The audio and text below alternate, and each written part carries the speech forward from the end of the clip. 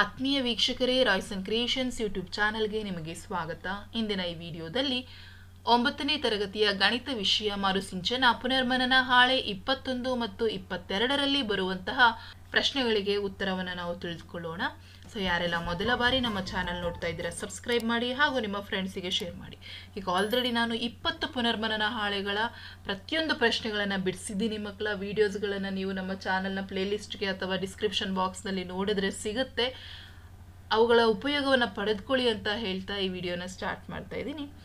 ಚೌಕ, ಆಯತ, ತ್ರಿಭುಜಗಳ ಸುತ್ತಳತೆ ಮತ್ತು ವಿಸ್ತೀರ್ಣ. ಸೊ ನಮಗೆ ಇದರ ಸುತ್ತಳತೆ ಮತ್ತು ವಿಸ್ತೀರ್ಣವನ್ನು ಕಂಡುಹಿಡಿಯೋದು ಆಲ್ರೆಡಿ ನಮಗೆ ಗೊತ್ತಿದೆ ಮಕ್ಕಳ. ಚೌಕದ ಸುತ್ತಳತೆಗೆ ಸೂತ್ರ ಇದೆ ಮತ್ತು ವಿಸ್ತೀರ್ಣಕ್ಕೆ ಸೂತ್ರ ಇದೆ. ಸೊ ಅವುಗಳನ್ನ ಬಳಸ್ಕೊಂಡು ನಾವು ಕಲಿತಾ ಇದ್ದೀವಿ. ಸೊ ಇಲ್ಲಿ ಒಂದಷ್ಟು ಚಟುವಟಿಕೆಗಳಿದ್ದಾವೆ, ನೋಡೋಣ. ಸೊ ಸರಳ ಆಕೃತಿಗಳ ಸುತ್ತಳತೆಯನ್ನು ಕಂಡುಹಿಡಿಯುವಂಥದ್ದು. ಸೊ ನಮಗೆ ಗೊತ್ತಿರುವಂಥ ಸರಳ ಆಕೃತಿಯ ಚಿತ್ರಗಳನ್ನು ಬರೀರಿ ಕೇಳಿದ್ದಾರೆ. ಸೊ ಇಲ್ಲಿ ಆಯತವನ್ನು ಕೊಟ್ಟಿದ್ದಾರೆ. ಇಲ್ಲಿ ಅಭಿಮುಖ ಬಾಹುಗಳು ಸಮನಾಗಿರ್ತದೆ. ತ್ರಿಭುಜ, ಸೊ ಇದು ಒಂದು ವೃತ್ತ, ವರ್ಗ. ಸೊ ಇವೆಲ್ಲ ನಮಗೆ ಗೊತ್ತಿರುವಂಥ ಸರಳ ರೇಖಾಕೃತಿಯ ಚಿತ್ರಗಳು. ಇನ್ನು ನೀವು ಬರಿಬೋದು. ಸೊ ಇದಿಷ್ಟು ಸಾಕು. ನೆಕ್ಸ್ಟ್, ಉದಾಹರಣೆಯಂತೆ ಉಳಿದ ಆಕೃತಿಗಳ ಸುತ್ತಳತೆಯನ್ನು ಕಂಡುಹಿಡಿಯಿರಿ. ಸೊ ಇಲ್ಲಿ ಮಾದರಿ ಕೊಟ್ಟಿದ್ದಾರೆ ಮಕ್ಕಳ. ಸುತ್ತಳತೆ ಅಂದ್ರೆ ಏನು? ಒಟ್ಟಾರೆ ಎಲ್ಲ ಬಾಹುಗಳನ್ನು ಕೂಡಿಸಿದ್ರೆ ಸುತ್ತಳತೆ ಬರ್ತದೆ, ರೈಟ್? ಸೊ ಹಾಗಾಗಿ ಇಲ್ಲಿ ಒಂದು ಪಂಚಬಹುಭುಜಾಕೃತಿಯನ್ನು ಕೊಟ್ಟಿದ್ದಾರೆ ಮಕ್ಕಳ. ಸೊ ಇಲ್ಲಿ ನಮಗೆ 5 ಬಾಹುಗಳಿರುವಂತಹ ಒಂದು ಆಕೃತಿ ಇದೆ. ಸೊ ಹಾಗಾಗಿ AB plus BC plus CD plus ED plus AE ಇದಿಷ್ಟನ್ನು ಕೂಡಿಸಿದ್ರೆ ನಮಗೆ ಅದರ ಸುತ್ತಳತೆ ಬರುತ್ತೆ. 20 ಸೆಂಟಿಮೀಟರ್ ಇದೆ. ಅದೇ ರೀತಿ ಮುಂದೆ ಇರುವಂತಹ ಚಿತ್ರಗಳಿಗೆ ಸುತ್ತಳತೆ ಕಂಡುಹಿಡಿಯಲಿಕ್ಕೆ ಹೇಳಿದ್ದಾರೆ. ಸೊ ಇಲ್ಲೂ ಒಂದು ಸಹ ಚಿತ್ರ ಇದೆ ನೋಡಿ. So PQ plus QR plus SR plus ST plus PT. So ಅಲ್ಲಿಗೆ 8 centimetre plus 7 centimetre plus 6 plus 5 plus 1. So ಇದಿಷ್ಟನ್ನು ಕೂಡಿಸಿದ್ರೆ 27 ಸೆಂಟಿಮೀಟರ್ ಬರುತ್ತೆ. ಹಾಗಾಗಿ ಈ ಒಂದು ಆಕೃತಿಯ ಸುತ್ತಳತೆ 27 ಸೆಂಟಿಮೀಟರ್. ನೆಕ್ಸ್ಟ್ ಇಲ್ಲಿ ತ್ರಿಭುಜದ ಕೊಟ್ಟಿದ್ದಾರೆ. ಸೊ ತ್ರಿಭುಜದ ಸುತ್ತಳತೆಯನ್ನು ಕಂಡುಹಿಡಿಬೇಕು. XY plus YZ plus ZX. So ಅಲ್ಲಿಗೆ 4 ಪ್ಲಸ್ 7 ಪ್ಲಸ್ 8. ಸೊ ಕೂಡಿಸಿದ್ರೆ 19 ಸೆಂಟಿಮೀಟರ್ ಆಗುತ್ತೆ. ಸೊ ಹಾಗಾಗಿ ಸುತ್ತಳತೆಯನ್ನು ಕಂಡುಹಿಡಿಯೋದು ಬಹಳಷ್ಟು ಈಸಿ. ಆದ್ದರಿಂದ ಒಂದು ರೇಖಾಕೃತಿಯ ಎಲ್ಲ ಬಾಹುಗಳ ಒಟ್ಟು ಉದ್ದವನ್ನು ಸುತ್ತಳತೆ ಅಂತ ಹೇಳಿ ಕರೀತಾರೆ. ಸೊ ಸುತ್ತಳತೆಯ ಉದ್ದದ ಮಾನಗಳಾದ centimetre, metre, kilometre. So ಇಷ್ಟರಲ್ಲೂ ಅಳಿತೀವಿ.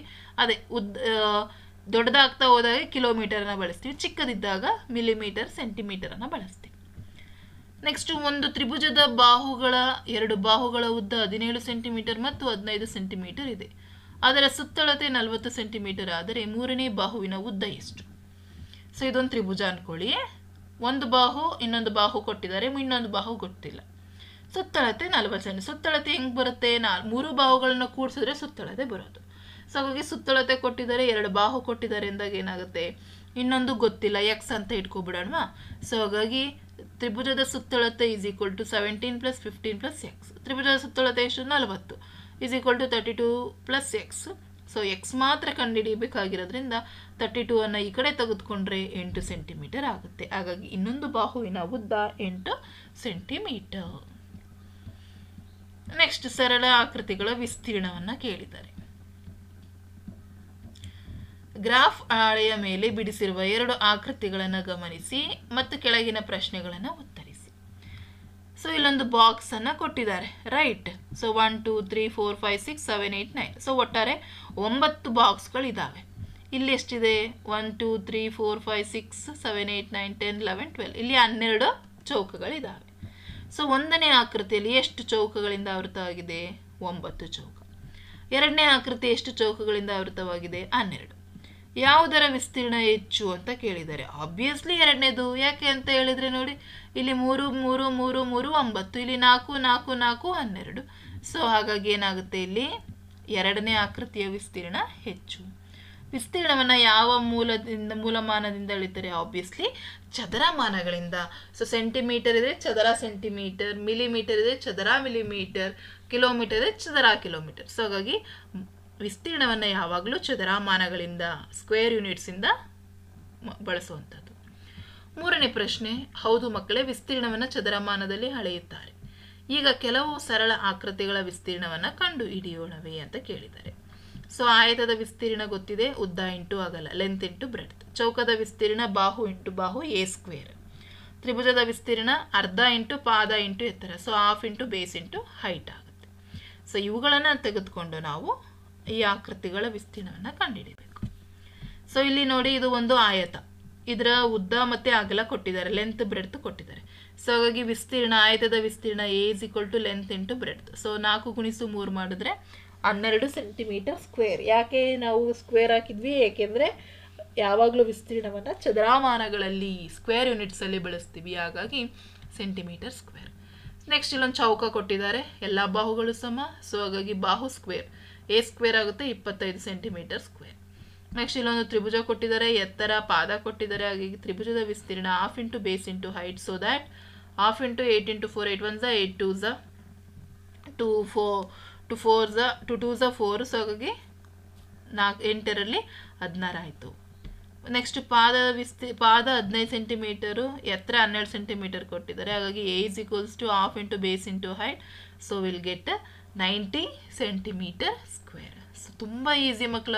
Specially ರೇಖಾಗಣಿತವನ್ನು ನೀವು ಅರ್ಥ ಮಾಡಿಕೊಂಡ್ರೆ ಈಸಿಯಾಗಿ ಅಂಕಗಳನ್ನ ನೀವಲ್ಲಿ ಗಳಿಸ್ಬೋದು.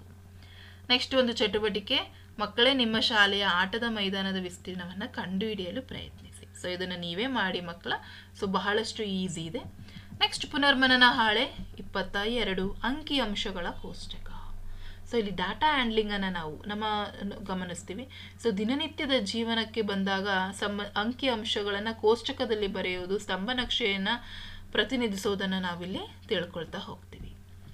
ಚಟುವಟಿಕೆ 1, ಈ ಕೋಷ್ಟಕದಲ್ಲಿನ ಮಾಹಿತಿಯನ್ನು ವೀಕ್ಷಿಸಿ ಕೆಳಗಿನ ಪ್ರಶ್ನೆಗಳಿಗೆ ಉತ್ತರಿಸಿ ಅಂತ ಹೇಳಿಕೊಟ್ಟಿದ್ದಾರೆ.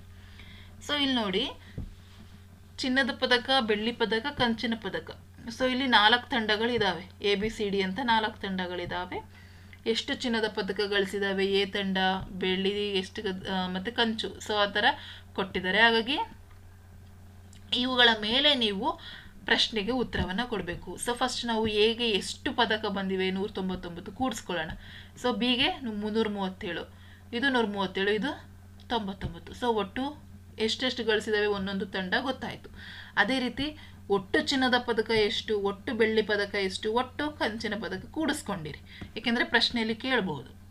ಮೊದಲನೇ ಪ್ರಶ್ನೆ, ಯಾವ ತಂಡವು ಹೆಚ್ಚು ಚಿನ್ನದ ಪದಕಗಳನ್ನು ಪಡೆದಿದೆ?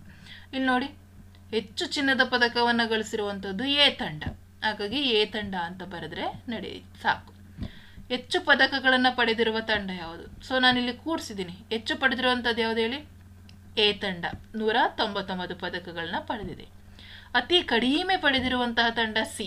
ಈ ಹೇಳಿಕೆ ಸರಿಯೇ ತಪ್ಪೇ? ಕಾರಣ ಕೊಡಿ. ತಪ್ಪು. ಯಾಕೆ ಅಂತ ಹೇಳಿದ್ರೆ ಡಿ ತಂಡ 99 ಪದಕಗಳನ್ನು ಪಡೆದಿದೆ. ಕಡಿಮೆ ಪಡೆದಿರುವಂಥದ್ದು ಡಿ ತಂಡ, ಸಿ ತಂಡ ಆಗಿರೋದಿಲ್ಲ. 4ನೇ ಪ್ರಶ್ನೆ, 4 ತಂಡಗಳಿಂದ ಪಡೆದ ಒಟ್ಟು ಕಂಚಿನ ಪದಕಗಳೆಷ್ಟು? ಸೊ ಇಲ್ಲಿ ಆಲ್ರೆಡಿ ನಾನು ಕೊಟ್ಟಿದ್ದೀನಿ. ಒಟ್ಟು ಕಂಚಿನ ಪದಕ 4 ತಂಡಗಳಿಂದ ನಮಗೆ 177. ಹಾಗಾಗಿ 177 ಪದಕಗಳು ಅಂತೇಳಿ ಬರೀಬೇಕು. ನೆಕ್ಸ್ಟ್ 5ನೇದು, ಕೊಟ್ಟಿರುವ ಕೋಷ್ಟಕಕ್ಕೆ ಮೇಲಿನಂತೆ ನೀವೇ ಒಂದು ಪ್ರಶ್ನೆ ಸೃಜಿಸಿ ಉತ್ತರ ಕಂಡುಕೊಳ್ಳಲು ಪ್ರಯತ್ನಿಸಿರಿ. 4 ತಂಡಗಳನ್ನು ಸೇರಿ ಚಿನ್ನದ ಪದಕ ಪಡೆದ ಸಂಖ್ಯೆ ಎಷ್ಟು? ಸೊ 4 ತಂಡಗಳಿಗೆ ಅಂತ ಬಂದಾಗ 4 ತಂಡಗಳನ್ನು ಕೂಡಿಸಿ 240 ಚಿನ್ನದ ಪದಕ ಪಡೆದಿದೆ. ಸೊ ನೀವು ಇದೇ ಪ್ರಶ್ನೆ ಏನಾದರೂ ಮಾಡ್ಬೋದು ಅಥವಾ ಬೇರೆ ಪ್ರಶ್ನೆ ಏನಾದರೂ ಬೇಕಾದರೆ ರಚಿಸಬಹುದು. ನೆಕ್ಸ್ಟ್ ಇನ್ನೊಂದು ಕ್ವಶನ್, ಒಂದು ತರಗತಿಯಲ್ಲಿನ ವಿದ್ಯಾರ್ಥಿಗಳು ಕಿರು ಪರೀಕ್ಷೆಯಲ್ಲಿ 10 ಅಂಕಗಳಿಗೆ ಗಳಿಸಿದ ಅಂಕವನ್ನು ಕೆಳಗೆ ಕೊಡಲಾಗಿದೆ. ಇದನ್ನು ಕೋಷ್ಟಕದಲ್ಲಿ ನಿರೂಪಿಸಿ. ಸೊ ನಾವಿಲ್ಲಿ ಟ್ಯಾಲಿಗಳನ್ನು ಹಾಕಬೇಕು, ತಾಳೆ ಗುರುತನ್ನು ಹಾಕಿ ಆವೃತ್ತಿಯನ್ನು ಬರಿಬೇಕಾಗುತ್ತೆ. ಸೊ ಅವರೇ ಗುಂಪು ಕೊಟ್ಟಿದ್ದಾರೆ, 1 ರಿಂದ 2, 3 ರಿಂದ 4, 4 ರಿಂದ 5 ರಿಂದ 6, 7 ರಿಂದ 8, 10 ರಿಂದ 9 ರಿಂದ 10. ಸೊ 1 ಮತ್ತು 2 ಅಂಕಗಳನ್ನ ಗಳಿಸಿರೋರು ನೋಡ್ಕೊಳ್ತಾ ಹೋಗಿ ಮಕ್ಕಳ. ಸೊ ಅಲ್ಲಿಗೆ ಬರುತ್ತೆ ನಿಮಗೆ. ಇಲ್ಲಿ ನೋಡಿ, 1 2 3 4 5 6 7 8 9 10 11 12. ಸೊ ಹಾಗಾಗಿ ತಾಳೆ ಗುರುತು 1 2 3 4 5 6 7 8 9 10 11 12. ಸೊ 12. ಅದೇ ರೀತಿ 3 4 ಎಷ್ಟು ಜನ ಪಡೆದಿದ್ದಾರೆ? 11 ಜನ ಇದ್ದಾರೆ. 5 6 ತಗೊಂಡಿರೋರು 18 ಇದ್ದಾರೆ. 7 8 ತಗೊಂಡಿರೋರು 9, 6 ಜನ. 9 10 ತಗೊಂಡಿರೋರು 3 ಜನ. ಸೊ ಒಟ್ಟಾರೆ 50 ವಿದ್ಯಾರ್ಥಿಗಳು ಟೆಸ್ಟನ್ನು ಬರೆದಿರುವಂಥದ್ದು. ಸೊ ಈ ರೀತಿ ನೀವು ಈ ಒಂದು ಕೋಷ್ಟಕವನ್ನು ಬರೆದು ಅದ್ರ ಮೇಲೆ ಪ್ರಶ್ನೆ ಕೇಳಿದ್ದಾರೆ ಮಕ್ಕಳ. 5, 6 ಅಂಕ ಗಳಿಸುವ ವಿದ್ಯಾರ್ಥಿಗಳ ಸಂಖ್ಯೆ ಎಷ್ಟಿದೆ ನೋಡಿ, 18 ವಿದ್ಯಾರ್ಥಿಗಳಿದ್ದಾರೆ. 9 ಮತ್ತು 10 ಗುಂಪಿನ ಆವೃತ್ತಿ ಎಷ್ಟು ಅಂತ ಕೇಳಿದರೆ 9, 10 ಗುಂಪಿನ ಆವೃತ್ತಿ ಎಷ್ಟು ಮಕ್ಕಳ? 3. ನೆಕ್ಸ್ಟ್, ಹೆಚ್ಚು ವಿದ್ಯಾರ್ಥಿಗಳನ್ನು ಗಳಿಸಿರುವ ಅಂಕಗಳ ಗುಂಪು ಯಾವುದು? ಇಲ್ಲಿ ನೋಡಿ, ಹೆಚ್ಚು ಅಂಕಗಳನ್ನು ಗಳಿಸಿರುವಂತಹ ವಿದ್ಯಾರ್ಥಿ ಗುಂಪು ಯಾವುದು? 5ರಿಂದ 6. ಸೊ ಬರೀರಿ 5 to 6. ಒಟ್ಟು ವಿದ್ಯಾರ್ಥಿಗಳ ಸಂಖ್ಯೆ ಸೊ ಇಲ್ಲೇ ಇದೆ 50 ವಿದ್ಯಾರ್ಥಿಗಳು. ಸೊ ಅರ್ಥ ಆಗಿದೆಯಲ್ಲ ನಿಮಗೆ? ನೆಕ್ಸ್ಟ್, ತರಗತಿಯೊಂದರ ವಿದ್ಯಾರ್ಥಿಗಳಿಗೆ ನಡೆಸಿದ ಸಮೀಕ್ಷೆಯೊಂದರಲ್ಲಿ ಅವರು ಹೆಚ್ಚಾಗಿ ಆಸಕ್ತಿ ಹೊಂದಿರುವ ಚಟುವಟಿಕೆಯನ್ನು ಈ ಸ್ತಂಭ ನಕ್ಷೆಯಲ್ಲಿ ಕೊಡಲಾಗಿದೆ. ವೀಕ್ಷಿಸಿ, ಪ್ರಶ್ನೆಗೆ ಉತ್ತರಿಸಿ. ಸೊ ಡಾಟಾ ಹ್ಯಾಂಡ್ಲಿಂಗ್ ಬಹಳಷ್ಟು ಈಸಿ. ಅಂಕಿಅಂಶಗಳನ್ನು ಈ ರೀತಿ ಬರೆಯೋದ್ರಿಂದ ಈಸಿಯಾಗಿ ನಾವು ಪ್ರಶ್ನೆಗೆ ಉತ್ತರವನ್ನು ಗಳಿಸ್ಬೋದು ಮಕ್ಕಳ. ಸೊ ಈ ಚಿತ್ರವನ್ನು ನೋಡ್ಕೊಳ್ಳಿ, ಯಾವುದು ಹೆಚ್ಚು ಯಾವುದು ಕಡಿಮೆ, ನೀವೇ ಆನ್ಸರನ್ನು ಹೇಳ್ಬೋದು. ಸೊ ಯಾವ ಚಟುವಟಿಕೆಯಲ್ಲಿ ವಿದ್ಯಾರ್ಥಿ ಹೆಚ್ಚು ಆಸಕ್ತಿಯಿಂದ ಇದ್ದಾನೆ? ಸೊ ಆಬ್ವಿಯಸ್ಲಿ ಆಟದಲ್ಲಿ.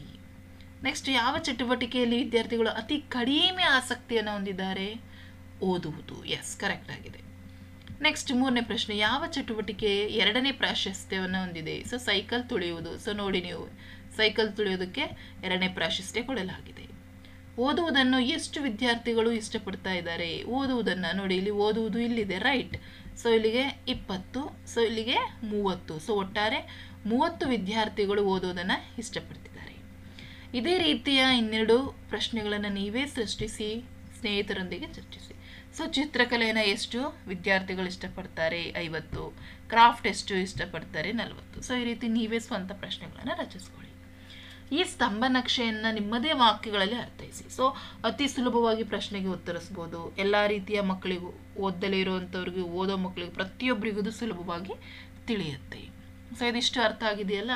ಸೊ ಈ 21 ಮತ್ತು 22ರ ಸಂಪೂರ್ಣ ಉತ್ತರಗಳನ್ನು ನಾನು ಬಿಡಿಸಿದ್ದೀನಿ ಮಕ್ಕಳ. ನನ್ನ ಮುಂದಿನ ವಿಡಿಯೋದಲ್ಲಿ 23 ಮತ್ತು 24ರ ಉತ್ತರಗಳನ್ನು ನಿಮ್ಮ ಜೊತೆ ಡಿಸ್ಕಷನ್ ಮಾಡ್ತೀನಿ ಅಂತ ಹೇಳ್ತಾ ಈ ವಿಡಿಯೋನ ಇಲ್ಲಿಗೆ ಎಂಡ್ ಮಾಡ್ತಾ ಇದ್ದೀನಿ. ಹೆಚ್ಚಿನ ವಿಡಿಯೋಗಾಗಿ ರಾಯ್ಸನ್ ಕ್ರಿಯೇಷನ್ಸ್ ಯೂಟ್ಯೂಬ್ ಚಾನಲನ್ನು ಸಬ್ಸ್ಕ್ರೈಬ್ ಮಾಡಿ.